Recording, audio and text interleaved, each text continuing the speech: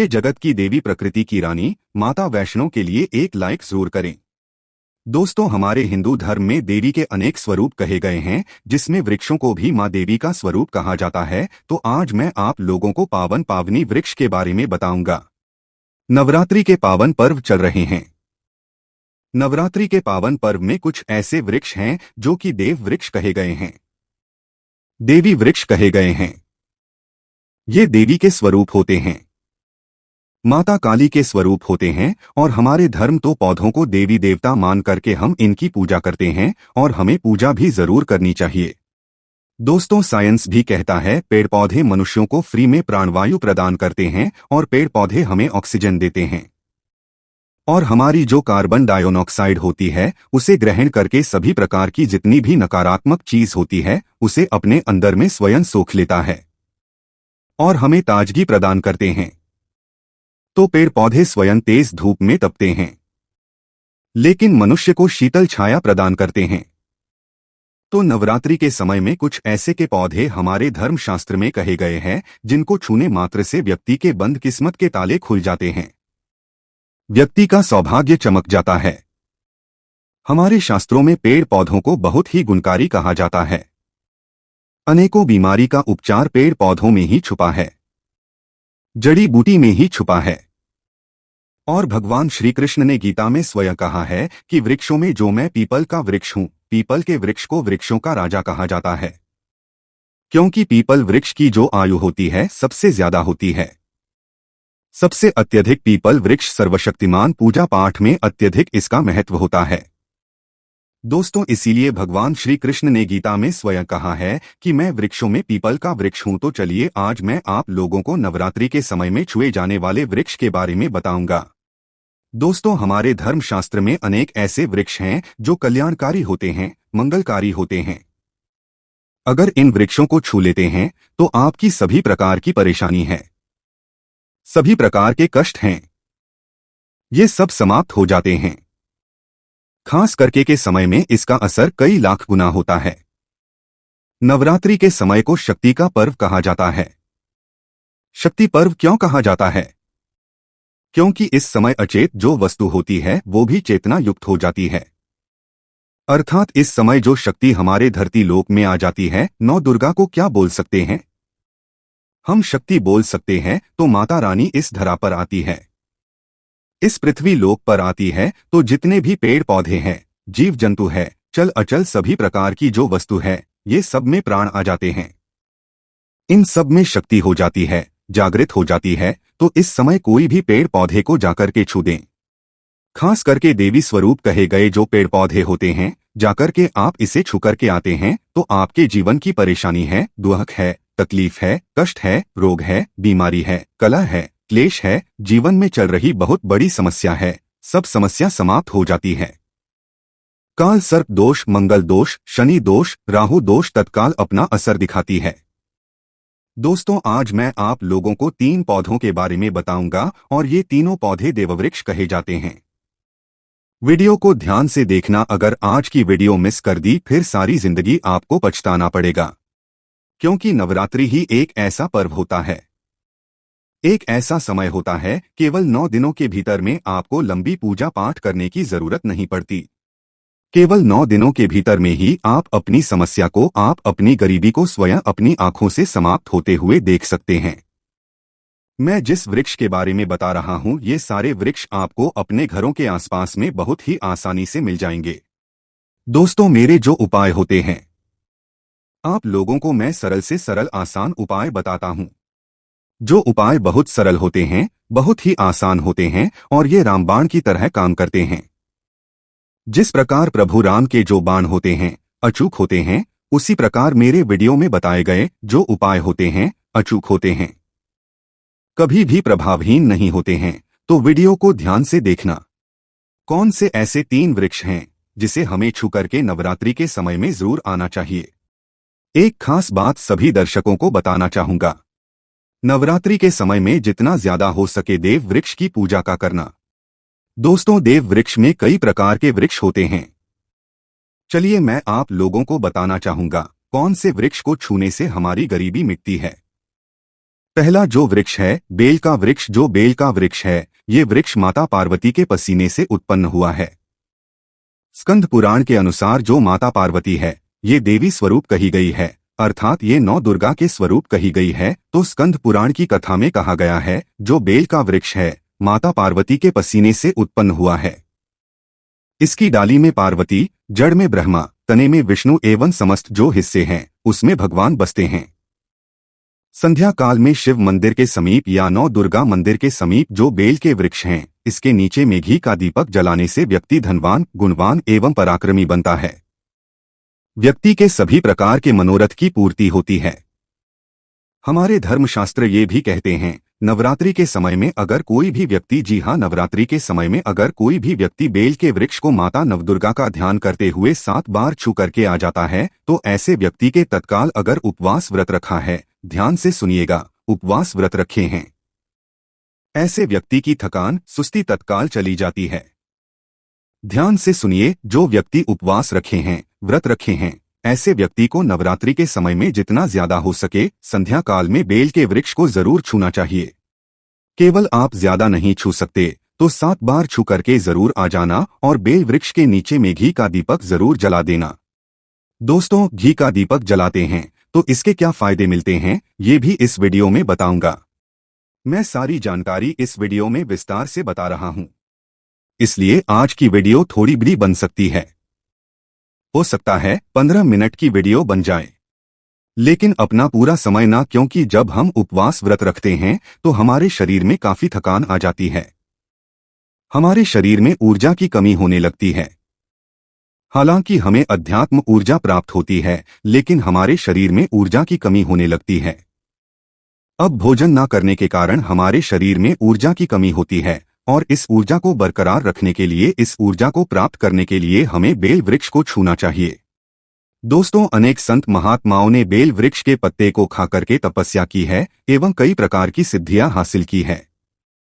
धर्मशास्त्र है अगर नवरात्रि के समय में बेल के पत्ते खाए जाएं तो जो व्यक्ति लंबे समय से जो मंत्र का जाप कर रहे हैं, सिद्धि प्राप्त नहीं हो पा रही है, या फिर कुछ आप ऐसी सिद्धि को प्राप्त कर रहे हैं जो सिद्धि आपको काफी लंबे समय से प्राप्त, बेल के पत्ते खाने से वह सिद्धि जल्दी प्राप्त होती है। इसके नीचे घी का दीपक जलाने से हमें सिद्धि की प्राप्ति होती है। सिद्धि का मतलब होता है कार्य में सफलता। तो जो लंबे समय से आपके कार्य नहीं हो पा रहे है उस कार्य में नवरात्रि के समय में जितने भी दिन हो सके आप जो है, जब भी आपको समय मिले तो शाम के समय में घी का दीपक जरूर जला देना। और अगर कोई भी व्यक्ति नवरात्रि के समय में, आप ध्यान से सुनिए, अगर कोई भी व्यक्ति नवरात्रि के समय में अगर बेल वृक्ष की जड़ में दूध चढ़ाते हैं तो सभी प्रकार की व्याधि दूर होती है। अगर सिंदूर युक्त गंगाजल चढ़ाते हैं तो व्यक्ति की गरीबी मिटती है। अगर तिल चढ़ाते हैं बेल वृक्ष की जड़ में तो सौभाग्य की प्राप्ति होती है। और अगर बेल वृक्ष के तीनों पत्तों में, दोस्तों ध्यान से सुनिए, त्रिदेवी कही गई है जैसे कि महाकाली, महालक्ष्मी, महासरस्वती। तो अगर बेल के जो 3 पत्ते हैं महालक्ष्मी, महासरस्वती के स्वरूप कहे गए हैं तो बेल के अगर तीनों पत्तों में एम, दूसरे पत्ते में ही और तीसरे पत्ते में क्लीन, तो इस प्रकार बेल के तीनों पत्ते में मही क्लीन लिखकर कि अगर माँ नौ दुर्गा को सिंदूर से लिखकर के चढ़ाना होता है, सिंदूर से लिख करके चढ़ाया जाए तो तत्काल उसी समय मनोकामना की पूर्ति होती है, कार्य में सफलता मिलती है। कोई लंबे समय से आपकी मनोकामना हो, आप चाहते हैं वो मनोकामना पूर्ण हो जाए तो ये उपाय अवश्य करिएगा। दोस्तों, इसकी जड़ में ध्यान से सुनिए, नवरात्रि के समय में की जड़ में अगर तांबे की कोई भी रिंग होती है, जिसे हम एक प्रकार के तांबे की जो धातु है ये मंगल से जुड़ी हुई होती है, तो अगर नवरात्रि के समय में इसकी जड़ में तांबे की जो रिंग होती है, अंगूठी होती है, अगर आप 4 अंगुल खन करके दबा करके आ जाते हैं, नवरात्रि भर इसे दबे रहने देना है। इसके बाद अगर आप पहन लेते हैं तो वह जागृत हो जाती है, क्योंकि जो बेल का वृक्ष है स्वयं जागृत कहा गया है। और नवरात्रि के समय में इसकी जो आवरा होती है, इसकी जो ऊर्जा होती है अत्यधिक बढ़ जाती है। फिर आप इस प्रकार की अंगूठी को पहनते हैं तो कभी भी आपको रक्त संबंधी समस्या नहीं आती, शनि का दोष नहीं सताता, राहु की पीड़ा नहीं सताती और नौ दुर्गा की कृपा से सदैव आप सुरक्षित रहते हैं। ऐसे व्यक्ति की कभी भी अकाल मृत्यु नहीं होती। दोस्तों, मैं दूसरे पौधे के बारे में जो बता रहा हूँ वो पौधा भी जान लीजिए। मैं जो दूसरे पौधे के बारे में बता रहा हूँ ये शनि का वृक्ष है। शनि के वृक्ष को जगदम्बा का स्वरूप कहा गया है। जो शनि का वृक्ष है, ये स्वयं जगदम्बा का स्वरूप है। इस पर स्वयं जगदम्बा स्वयं साक्षात विराजमान रहती है और कोई भी व्यक्ति अगर संध्या काल में नवरात्रि के समय में इसके नीचे में धूप दीप जलाता है, धुआं दिखाता है, तो उनकी सभी प्रकार की परेशानी दूर होती है। धर्मशास्त्र कहते हैं, अगर कोई भी व्यक्ति नवरात्रि के पूरे समय में हो सके, अगर आप एक दिन भी करना चाहते हैं तो आप ये उपाय एक दिन भी कर सकते हैं, पंचमी या सप्तमी के दिन कर सकते हैं। तो हमारे धर्मशास्त्र में कहा गया है, अगर नवरात्रि के समय में लाल चूड़ी अगर कोई भी मनोकामना बोलते हुए शमी के वृक्ष में बांध दे तो वह मनोकामना की पूर्ति होती है। लाल चूड़ी अगर कोई भी महिला जाकर के बांधती है तो उन्हें सौभाग्य की प्राप्ति होती है, उनके पति की कभी भी अकाल मृत्यु नहीं होती। इसकी जड़ में सिंदूर डालने से व्यक्ति को आरोग्य की प्राप्ति होती है। जो लोग लंबे समय से बीमार पड़े हैं, ऐसे व्यक्ति के जो घर में रहने वाले सदस्य हैं, वो लोग जो बीमार पड़े हैं, उनके शरीर से 7 बार सिंदूर को उतारा करके शमी की जड़ में डाल सकते हैं तो उनके रोग जल्दी ठीक हो जाएंगे। जो लोग लंबे समय मार पड़े हैं या फिर आप बीमारी से बचना चाहते हैं, निरोग रहना चाहते हैं, तो इसकी जड़ में सिंदूर जरूर डालें। मनोकामना पूर्ति करने के लिए मैं एक मंत्र बता रहा हूं। इस मंत्र को बोलते हुए शनि के वृक्ष को छूना है। आप तत्काल नवरात्रि के समय में इसका रिजल्ट देखना। जैसे ही नवरात्रि समाप्त होंगे, आपकी जो मनोकामना है उसकी पूर्ति हो जाएगी। आपकी जो दरिद्रता है वो दरिद्रता समाप्त हो जाएगी। तो मंत्र कौन सा है? तो आपको बोलना है मम मनोरथ पूरे मम दरिद्रा नाश्य। ये मंत्र आपको बोलना है। ये मंत्र बोलते शमी के वृक्ष को छूना है। सभी प्रकार की आपकी मनोरथ की पूर्ति होगी। आपकी जो दरिद्रता है, दरिद्रता समाप्त हो जाएगी, छूमंतर हो जाएगी। ये आपको छूते हुए बोलना है। आप चाहते हो तो नवरात्रि के समय में मौली धागा भी शमी के वृक्ष पर बांध सकते हो। अधिकतर लोग मौली धागा बांधते हैं। मौली धागा बांधने से माता रानी आपसे बंध जाती है। दोस्तों, कहने का मतलब है कि माता रानी आजीवन आपका साथ देती है, आपके हर कदम में मार्गदर्शन करती है। इसकी जड़ की मिट्टी ला करके ध्यान से सुनिए। नवरात्रि के अगर आप जो है 9 दुर्गा के उपवास नहीं कर पा रहे हैं, व्रत नहीं कर पा रहे हैं किसी कारणवश, तो केवल इसकी जड़ की मिट्टी ला करके नवरात्रि के समय में स्नान करने से व्यक्ति का भाग्य उदय हो जाता है, व्यक्ति का भाग्य चमक जाता है। व्यक्ति की जो फूटी किस्मत होती है वो भी चमक जाती है। आप में से अधिकतर लोग बोलते हैं ना कि गुरुजी हमसे लक्ष्मी नाराज हो चुकी है, लक्ष्मी हमारे घर में आना ही बंद कर चुकी है। तो आप चाहते हैं कि लक्ष्मी की कृपा प्राप्त हो जाए, तो नित्य नवरात्रि के समय में इसकी मिट्टी को ला करके नवरात्रि के समय में स्नान करना शुरू कर दीजिए।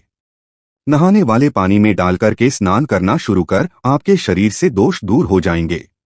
आपके शरीर में किसी भी प्रकार की पीड़ा है, नकारात्मक शक्ति आपके शरीर में प्रवेश कर गई है, वो भी समाप्त हो जाएगी। दोस्तों, तीसरे क्रम में मैं जिस वृक्ष के बारे में बता रहा हूं, मित्रों, इस वृक्ष को देव वृक्ष भी कहा जाता है। जो तीसरा वृक्ष है वो है पारिजात का वृक्ष।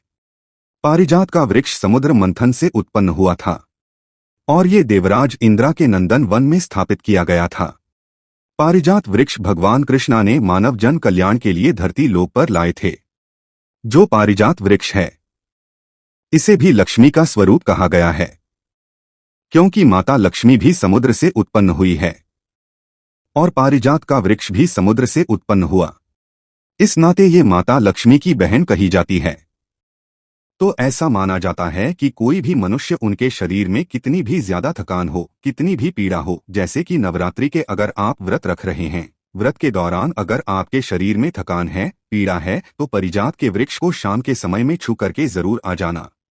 आप चाहते हो तो नवरात्रि के किसी भी टाइम में आपको टाइम मिले, उस समय में जाकर के इसके वृक्ष को छू सकते हैं।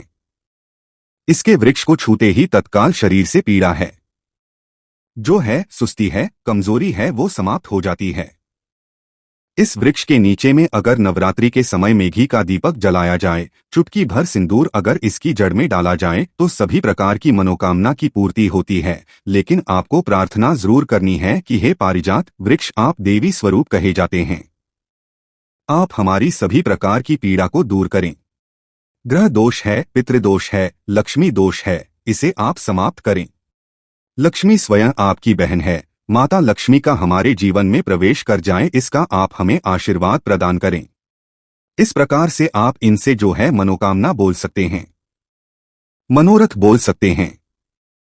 ये लक्ष्मी की बहन कही गई है क्योंकि समुद्र मंथन से ये उत्पन्न हुआ है। तो अगर आप भी जल्द धनवान बनना चाहते हैं, आपके जीवन में कोई कामना है, कोई कामना अधूरी रह गई है, तो हमने 3 वृक्ष के बारे में बताया है।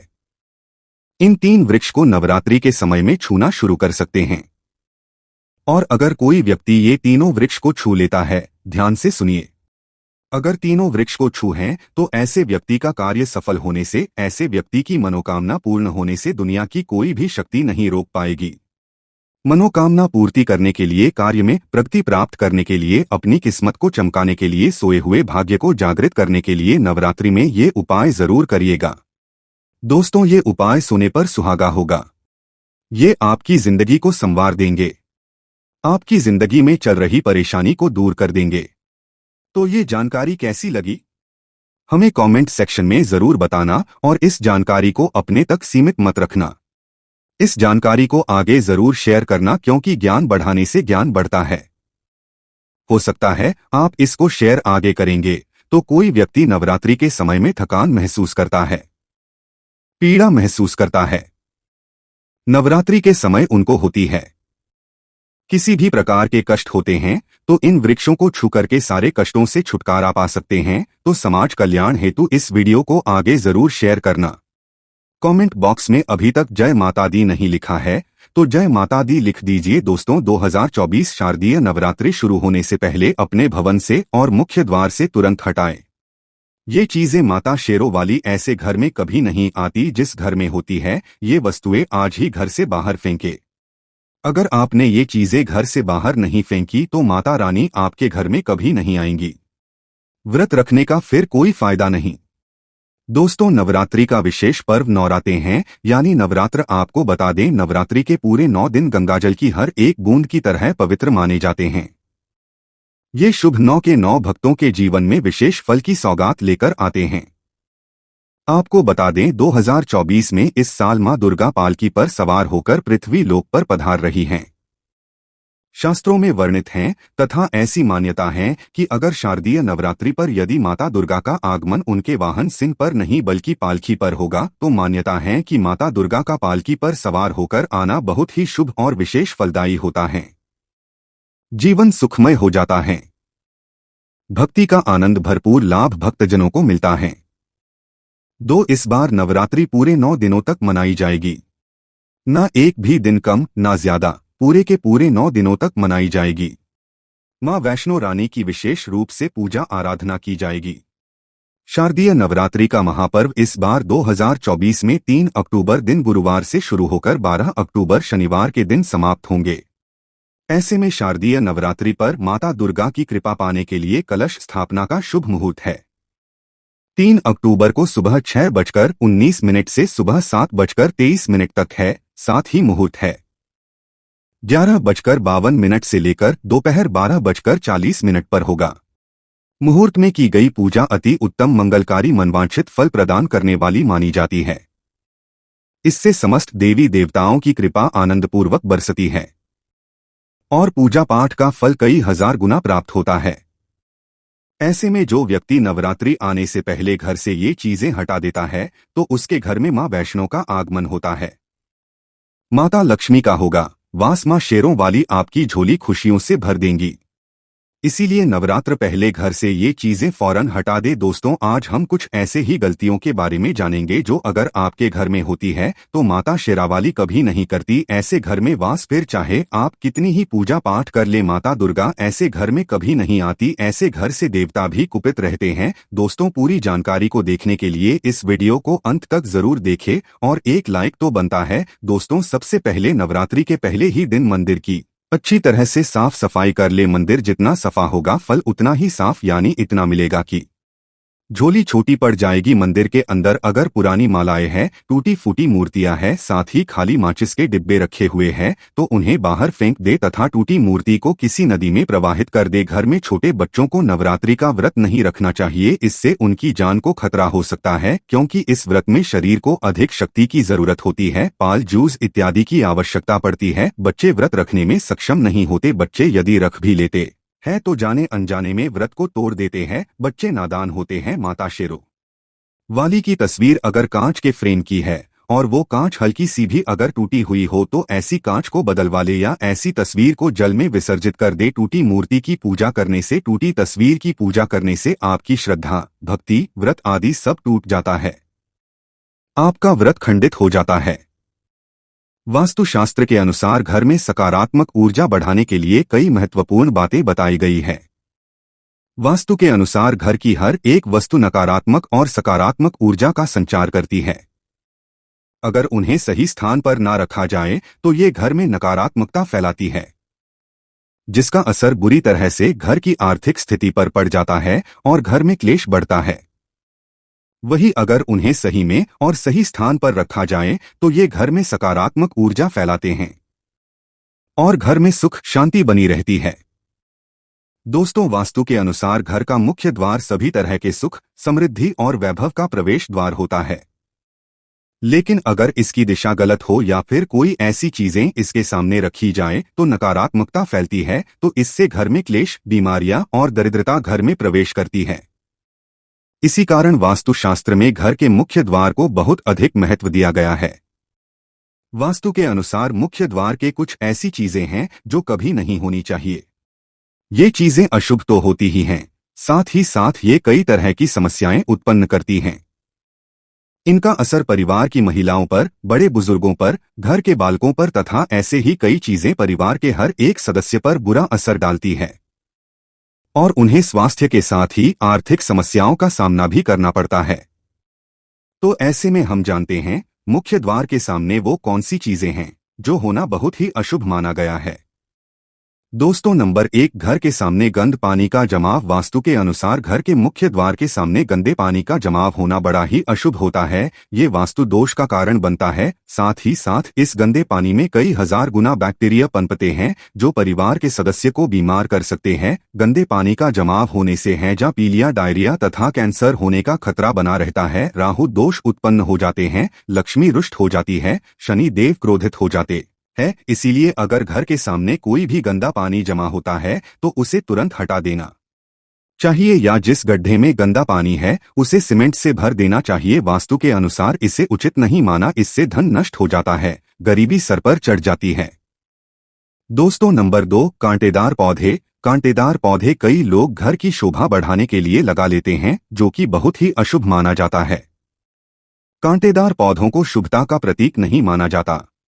कांटेदार पौधे अगर घर के सामने लगे हो तो ये परिवार में चुभन का काम करते हैं, रिश्तों में चुभन पैदा हो जाती है। कांटेदार पौधे नकारात्मकता का कारण बनते हैं। घर के सामने या घर के बगल में कांटेदार पौधे कभी नहीं लगाने चाहिए। इससे माता लक्ष्मी प्रवेश नहीं करती हैं, बल्कि राहु केतु प्रवेश कर जाते हैं। इससे घर में क्लेश बढ़ता है, परिवार में नफरत हो जाती है। इसीलिए कांटेदार पौधे तुरंत घर से हटा दें।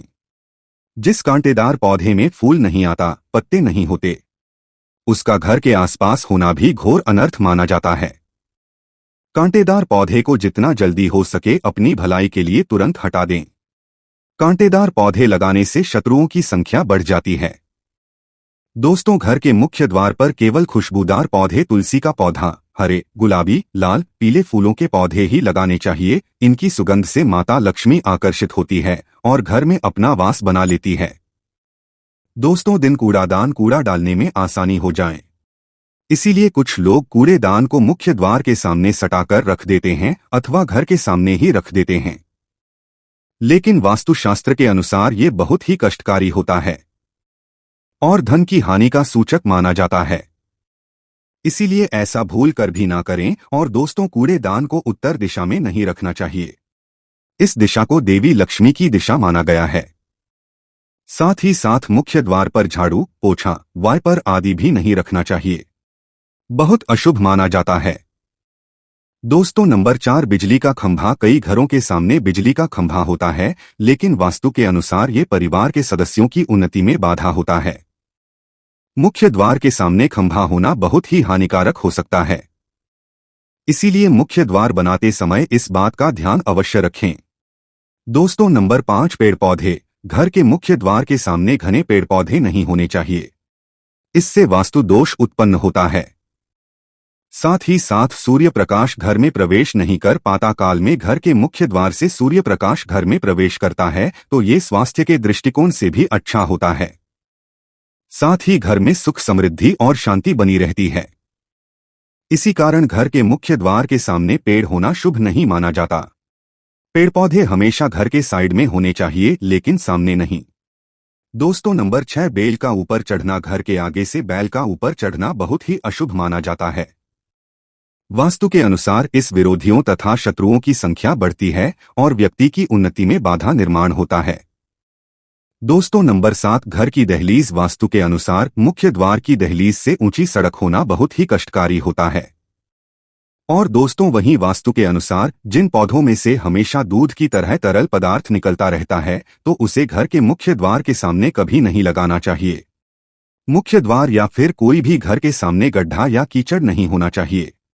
ये कारक होता है, इससे शोक समाचार की प्राप्ति होती है। घर के मुख्य द्वार के सामने मंदिर भी बिल्कुल नहीं होना चाहिए। अगर घर के मुख्य द्वार के सामने मंदिर हो तो परेशानियां और संकट से घिरे रहेंगे। मुख्य द्वार के सामने सीढ़ी नहीं बनानी चाहिए, इससे तरक्की में बाधा का निर्माण होता है। बच्चों को पढ़ाई में सफलता नहीं मिल पाती। घर के मुख्य द्वार के ऊपर अन्य द्वार होना भी नुकसानदायक होता है, इससे धन का नाश होता है। घर के ऊपर पड़ रही छाया से भी छाया भेद होता है। हालांकि ये होता है कि घर के ऊपर किसकी छाया पड़ रही है, किस दिशा से किस प्रकार की छाया होती है, उसी से लाभ या फिर नुकसान का पता चलता है।